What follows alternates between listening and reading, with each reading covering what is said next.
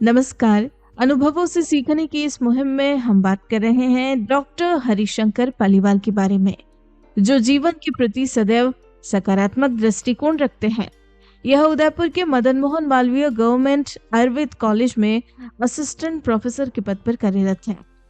इससे पहले इन्होंने 2 साल तक वडोदरा की पारुल यूनिवर्सिटी में बतौर असिस्टेंट प्रोफेसर और कंसल्टेंट काम किया। दोस्तों, एक सफल मुकाम हासिल करने के लिए इन्होंने जिंदगी में कई चुनौतियों को पार किया। जी हाँ, एईए पीजीईटी परीक्षा से ठीक 7 दिन पहले यह एक दुर्घटना का शिकार हुए, जिसके परिणाम स्वरूप इनके पैर में गंभीर चोट आई और सर्जरी की नौबत तक आन पड़ी। ऐसी कठिन परिस्थिति में इन्हें अपने मित्रों और शिक्षकों का सहयोग प्राप्त हुआ और इस तरह इन्होंने शारीरिक और मानसिक चुनौतियों पर काबू पाते हुए अच्छी रैंक के साथ परीक्षा पास की और फिर आगे भी जिंदगी की हर परीक्षा में सफल होते चले गए। दोस्तों, यह युवाओं को जीवन में सदा आशावादी बने रहने और अपने जुनून और रुचियों का पालन करने का सुझाव देते हैं।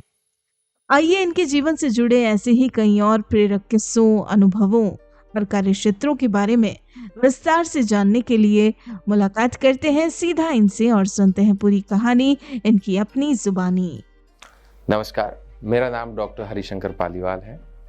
मेरा जो अंडर ग्रेजुएशन यानी कि जो मेरा यूजी हुआ है बीएमएस, वो मेरा मदन मोहन मालवीय राजकीय आयुर्वेद महाविद्यालय उदयपुर से हुआ है। मेरा पोस्ट ग्रेजुएशन शल्य तंत्र विभाग में मदन मोहन मालवीय राजकीय आयुर्वेद महाविद्यालय उदयपुर से ही हुआ है 2018 से 2021। 2021 के बाद में गुरुजनों के आशीर्वाद से मैं पारुल यूनिवर्सिटी वडोदरा के अंदर 2 साल मैंने लगभग 22 महीने वहाँ पर मैंने एज ए असिस्टेंट प्रोफेसर और एज ए कंसल्टेंट के तौर पर मैंने वहाँ पर सेवाएं दी। और उसके बाद में हाल ही में मैंने 3 अक्टूबर 2023 को अपने गुरुजनों और माता पिता के आशीर्वाद से यहाँ पर उदयपुर कॉलेज के अंदर ही जो मेरी मातृ संस्था है, उस संस्था के अंदर मैंने 3 अक्टूबर 2023 को वापस मैंने असिस्टेंट प्रोफेसर के पद पर शल्य तंत्र विभाग में यूटीबी अर्जेंट टेम्परेरी बेस पर वापस यहाँ पर पद स्थापन किया है। और अभी मेरा यहीं पर पीएचडी स्कॉलर के तौर पर भी मैं यहाँ पर कार्यरत हूँ। और मेरे जो अभी जो मेरे गाइड हैं, जिनके निर्देशन में या सुपरविज़न में मेरा कार्य चल रहा है, वो हमारे कॉलेज के प्राचार्य महोदय, principal sir professor Mahesh ji Dixit sir के सानिध्य में ही मेरा चल रहा है। मेरा जन्म पोखरण तहसील के लवा गाँव के अंदर हुआ है, जो जैसलमेर जिले के अंदर आता है। और पोखरण को आप सभी अच्छी तरीके से जानते हैं, जहाँ परमाणु परीक्षण हुआ था और हमारे देश का नाम गौरव के लिए लिखा गया था, और जिस चीज़ के लिए हम सबको अपने देश पर, अपने भारतवासी होने पर गर्व हुआ है, वहाँ पर मेरा और उस तहसील में मेरा जन्म होना मेरे लिए एक बहुत बड़ी सौभाग्य की बात है। और मेरा जो स्कूलिंग हुआ है वो मेरा 10th तक गवर्नमेंट स्कूल के अंदर ही हुआ है, मेरे गाँव के अंदर ही। और उसके बाद में जो मेरा 12th स्कूल है वो पोखरण तहसील के अंदर हुआ है। मैं शुरू से ही गवर्नमेंट स्कूलिंग रहा ही मेरा, मैंने कभी प्राइवेट स्कूलिंग नहीं की है। उसके बाद में मैंने कुछ पीएमटी का प्रिपरेशन किया था, एंड देन उसके बाद में मेरा उदयपुर के अंदर 2012 के अंदर आयुर्वेद बीएमएस के लिए मेरा सिलेक्शन हुआ है। और फिर मैंने पोस्ट ग्रेजुएशन भी मेरे उदयपुर इसी कॉलेज से किया है। और पोस्ट ग्रेजुएशन के अंदर मैं गोल्ड मेडलिस्ट भी रहा हूँ 2021 के अंदर शल्य तंत्र विभाग के अंदर, जहाँ मुझे गवर्नर अपने कलराज मिश्र सर से गोल्ड मेडल भी प्राप्त हुआ है अपने जोधपुर यूनिवर्सिटी की तरफ से। और इसके बाद पोस्ट ग्रेजुएशन करने के बाद मैंने 2 साल वडोदरा के अंदर पारुल यूनिवर्सिटी में अपनी 2 साल असिस्टेंट प्रोफेसर और एज ए कंसल्टेंट के तौर पर मैंने 2 साल सेवाएं दी है। और उसके बाद में गुरुजनों के आशीर्वाद और माता पिता के आशीर्वाद से मैं वापस अपने इसी शहर उदयपुर शहर और अपने उसी मातृ संस्था यानी कि उदयपुर मदन मोहन मालवीय में एज ए असिस्टेंट प्रोफेसर के पद पर कार्यरत हुआ हूँ, संविदा यूटीबी अर्जेंट टेम्परेरी बेस पर। मैं अक्सर कुछ अच्छी बुक्स पढ़ता हूँ जब भी मेरा मन करता है। जब मैं कभी चिंता में ग्रसित रहता हूँ तो मैं अपने गुरुजनों के पास जाता हूँ, उनसे बात करता हूँ और कुछ अच्छे महाकवियों की बुक्स पढ़ता हूँ। स्वामी विवेकानंद जी की बुक्स है, उसके बारे में भी मैं बहुत बार पढ़ा, उनकी जीवनी के बारे में बहुत कुछ सीखने को मिलता है। और कभी कभी मैं खुद सोचता हूँ और फिर मैं मेरे एक मित्र हैं, बहुत अच्छे मित्र हैं, जो अक्सर मेरे को एक बात बोला करते हैं कि जब भी मैं किसी परेशानी में होता हूँ, वो मुझे हमेशा बोलते हैं कि डॉक्टर साहब, no one can play your role better than you. आप चाहे कुछ भी करो, लेकिन आपसे अच्छा आपके फील्ड में कोई नहीं कर सकता है, बस आप इतना सा ध्यान रखिए। और वो एक चीज़ मेरे लाइफ में हमेशा मुझे याद रहती है, और मैं हमेशा अपने लिए, अपने आयुर्वेद के लिए और इस समाज के लिए कुछ अच्छा करने के लिए ही चलता। जब मेरा इंटर्नशिप चल रहा था और मेरे इंटर्नशिप का ख़त्म होने के बाद में और कुछ ही समय बाद में मेरा 24 जून 2018 यानी कि 24 जून 2018 को हमारा प्री पीजी एआईपीजीटी का एग्ज़ाम था। और उस एआईपीजीटी के एग्ज़ाम से पहले जब मैं अपने प्रिपरेशन करने के साथ में जब मैं एक बार रानी रोड पर चाय पीने के लिए निकल रहा था, तो बीच में कुछ कारण वजह कुछ घटना घटित हुई जिसकी वजह से मेरा बाइक स्लिप हो गया और मेरा एक्सीडेंट हो गया। और वो बात है 15 जून 2018 की। और 7 दिन के बाद में मेरा एग्ज़ाम था एआईपीजीटी का, जिसका सेंटर जयपुर के अंदर मिला और मैं उदयपुर के अंदर इंटर्नशिप कर रहा था। और उसके बाद जब मैंने एक्सरे करवाया तो पता चला कि मुझे फ्रैक्चर है, पोर्ट्स फ्रैक्चर है और पास में लिगामेंट भी है, तो इंजर होने के चांस भी मिलते हैं। तो जब मैंने हमारे गवर्नमेंट हॉस्पिटल एमबी हॉस्पिटल के अंदर ऑर्थोपेडिक सर को दिखाया, तो डॉक्टर साहब ने बोला कि सर कि अभी हमें सर्जरी करनी पड़ेगी, क्योंकि लिगामेंट के पास में भी है, तो हो सकता है कि लिगामेंट इंजर्ड हो और आपको पेन रहे, तो आगे की वजह से। बट मेरा एग्ज़ाम नज़दीक था और मैंने प्रिपरेशन कर रखा था, और मैं ये सोच रहा था कि अगर मैंने अभी ऑपरेशन करवा लिया और अभी सर्जरी करवा ली, और बाई चांस कुछ भी हो सकता है, सर्जरी के अंदर हो सकता है, या मैं मेंटली अगर फिट नहीं रहा तो मेरा एग्ज़ाम बिगड़ सकता है। तो मैंने सर्जन को जो हमारे ऑर्थोपेडिक सर थे उनसे रिक्वेस्ट किया। मैंने कहा सर, मैं सर्जरी मेरे एग्ज़ाम के बाद ही करवाऊँगा, तब तक आप प्लास्टर कर लीजिए सर। और तो उन्होंने मुझे कुछ मेडिकेशन के साथ में प्लास्टर करके उन्होंने मुझे परमिट किया। बट वो जो 7 डेज़ 15 जून से 24 जून तक का जो मेरा जो टाइम था, उसके अंदर मुझे बहुत सीवियर पेन हो रहा था, मैं पेन किलर ले रहा था, और सबसे ज़्यादा जो था वो मेरा मेंटल स्ट्रेस इतना हाई था कि मैं पढ़ नहीं पा रहा था। और मुझे ऐसा लग रहा था कि मैं रिवीजन नहीं कर पा रहा, और रिवीजन नहीं करूँगा तो पता नहीं मुझे क्या होगा और मेरा सिलेक्शन होगा या नहीं होगा। तो ये हमेशा मतलब एक मन के अंदर एक डर सा लगा रहता था। फिर मेरे कुछ साथी, कुछ मेरे गुरुजन, उन्होंने हमेशा सपोर्ट किया मुझे, और उन्होंने एक ही बोला है कि आपने शुरू से अच्छी प्रिपरेशन किया है तो आपको घबराने की ज़रूरत नहीं है। तो मैं थोड़ा सा खुद को शांत रखता। और फिर बात आया हमारे एग्ज़ाम की, और जब मेरा एग्ज़ाम था तो फिर मुझे जयपुर के अंदर हमारे एग्ज़ाम देने के लिए जाना था। तो हमने कुछ रेंट के लिए कुछ व्हीकल किया था, तो 22 को हमने व्हीकल किया था, और कुछ कारणवश वो व्हीकल वाला ही नहीं आया, तो फिर हमें बस से ट्रैवलिंग करना पड़ा। और हमारा एक दोस्त है और हमारा जूनियर ही है वो, जिन्होंने अपने हाथ से मुझे मतलब उठाकर वो मुझे बस में लेकर गया और वहाँ पर मुझे सेंटर तक पहुँचाया। और वहाँ पर पहुँचाने के बाद मेरे दोस्त ने मुझे अपने हाथ में अपनी गोदी में उठाकर मुझे सेंटर तक पहुँचा के एग्ज़ाम दिलवाए। और फिर जब वो एग्ज़ाम दिया तो गुरुजनों के और माता पिता और आप सबके सहयोग से मेरा अच्छा रैंक रहा, और मुझे ऑल इंडिया में ऐसा कोई इंस्टीट्यूट नहीं था जिसके अंदर मुझे गवर्नमेंट का सीट नहीं मिल रहा था। बट मेरी प्रायोरिटी शल्य तंत्र और सर्जरी था, इसलिए मैंने सर्जरी उदयपुर कॉलेज का ही सेलेक्ट किया। मैं बात करूं कि कुछ ऐसे स्पेशल इंसिडेंट्स या कुछ उपलब्धि के बारे में, तो भगवान के आशीर्वाद से और गुरुजनों के आशीर्वाद से एप्रिसिएशन और मेडल तो मिला ही है, लेकिन कुछ घटनाएं ऐसी है जो ज़िंदगी में हमेशा याद रहती है। और उसमें एक घटना ऐसा है कि जब मैं कार्य कर रहा था, जब मैं गुजरात के अंदर हॉस्पिटल के अंदर कार्य कर रहा था, तो कुछ एक ऐसा इंसिडेंस हुआ कि वहाँ पर एक पेशेंट आए थे, और उन पेशेंट की सर्जरी जो नॉर्मल हेमोरॉइड्स का सर्जरी था, वो सर्जरी किया, और पेशेंट बिल्कुल एकदम फिट भी थे, और सब कुछ उसका देखा और उसकी सर्जरी की। सर्जरी के लगभग 48 टू 72 आवर्स के बाद में हमने देखा कि पेशेंट के जो वाइटल्स है, लाइक वो हाइपोटेंशन में इस तरीके से कुछ जा रहा है, और पेशेंट अनईजीनेस फील हो रहा है। और अर्ली मॉर्निंग सुबह 5 बजे मेरे पास में कॉल आता है हमारे रेजिडेंट का कि सर पेशेंट थोड़ा ट्रबल हो रहा है। और जब मैंने वहाँ जाकर वाइटल्स चेक किया और मुझे थोड़ा सा लगा, और ईसीजी जब हमने निकलवाया उसका, तो हमें उसमें थोड़ा एमआई चेंजेस मिला।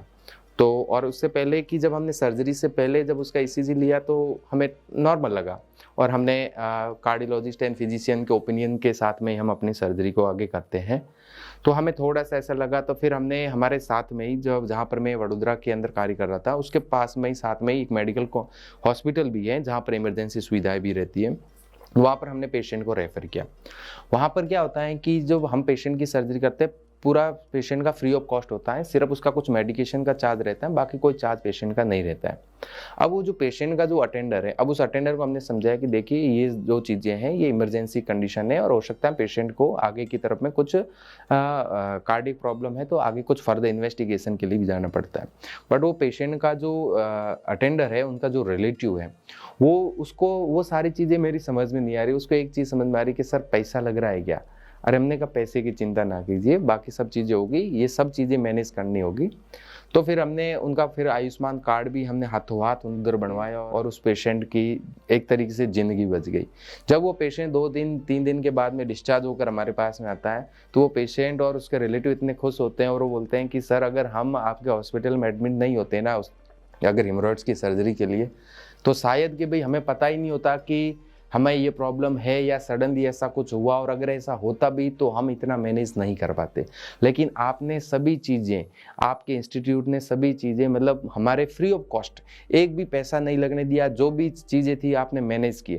तो ये कुछ इंसिडेंट्स हमें याद रहते हैं, और वो जो 2 दिन जो निकले थे, उस 2 दिन ना तो हमें नींद आती है और ना ही हमें कुछ चीज़ ध्यान रहती, बस इतना कि वो पेशेंट ठीक होके आए, और वो पेशेंट बिल्कुल अपने पैरों पे खड़ा होके आए, और पेशेंट जब से उससे मिले तो उनकी खुशी देख के भी बहुत अच्छा लगा। आजकल मैं देखता हूँ कि मेरा जैसे काम है कि मैं असिस्टेंट प्रोफेसर मतलब बच्चों की क्लास भी लेता हूँ फाइनल ईयर के अंदर जो टॉपिक आते हैं, और फाइनल ईयर तक आते आते जो बच्चा होता है वो थोड़ा कंफ्यूज टाइप का रहता है। उसको ये लगता है, वो हमारे पास में आता है कि सर हमें क्या करना चाहिए, हमें कोचिंग ज्वाइन करके पढ़ाई करनी चाहिए, पीजी प्रिपरेशन करना चाहिए, कि टीचिंग लाइन में जाना चाहिए, या फिर हमें प्रैक्टिस में आना चाहिए।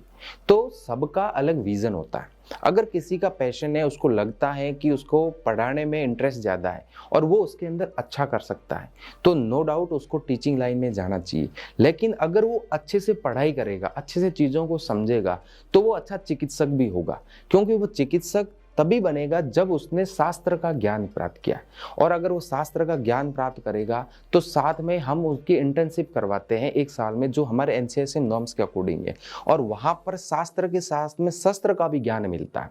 तो जब कोई व्यक्ति शास्त्र और शस्त्र दोनों का ज्ञान प्राप्त करता है तो वो एक अच्छा चिकित्सक भी होता है, और एक अच्छा चिकित्सक हमेशा एक अच्छा शिक्षक माना जाता है। तो वो दोनों फील्ड में जा सकता है।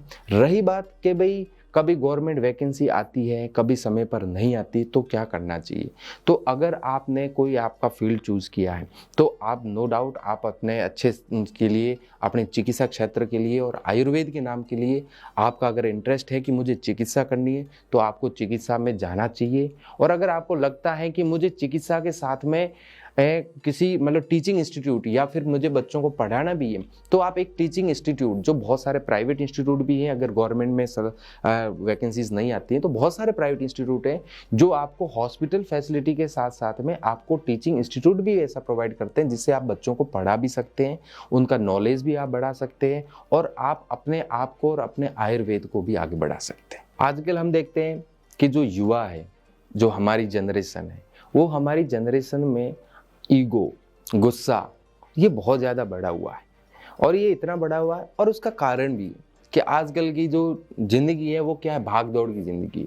सबको पैसा कमाना है, अगर वो प्रॉपर अच्छे तरीके से पैसा नहीं कमाएंगे तो उनका जो लाइफस्टाइल है वो शायद उनके पड़ोसी से कम हो जाए।